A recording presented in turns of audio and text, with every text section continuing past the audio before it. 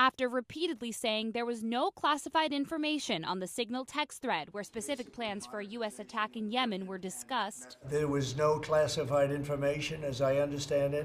Nobody's texting war plans. There was no intelligence information.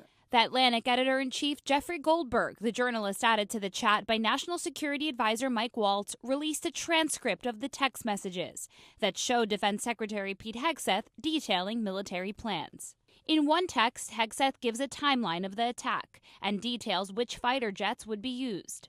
The Pentagon's own definition of what is classified includes disclosure of significant military plans or intelligence operations. Goldberg said after the administration's denials, it was time to let the public see the text for themselves. What are they arguing, that an attack is different than a war? They put operational details of a forthcoming attack on a terrorist organization into Signal, into a Signal chat that included phone numbers that they didn't recognize. Two top national security officials, who were also on the text thread, in the hot seat for a second day on Capitol Hill.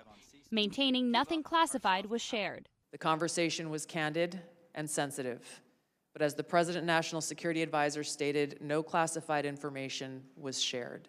Democrats demanding answers and firings. No acceptance of responsibility. Excuse after excuse after excuse. Secretary Hegseth, who undoubtedly transmitted classified, sensitive operational information via this chain, must resign immediately.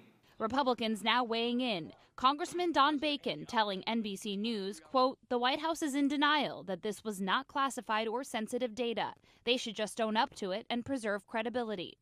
And this afternoon, Senator Roger Wicker, the chair of the Armed Services Committee, saying the information was so sensitive, I would have wanted it classified. And he and Democrat Jack Reed are asking the Trump administration to expedite an Inspector General report into the controversial group chat.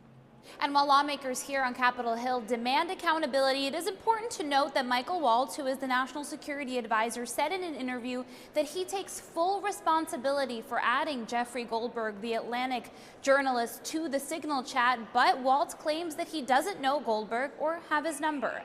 In Washington, Julie Sirkin, NBC News.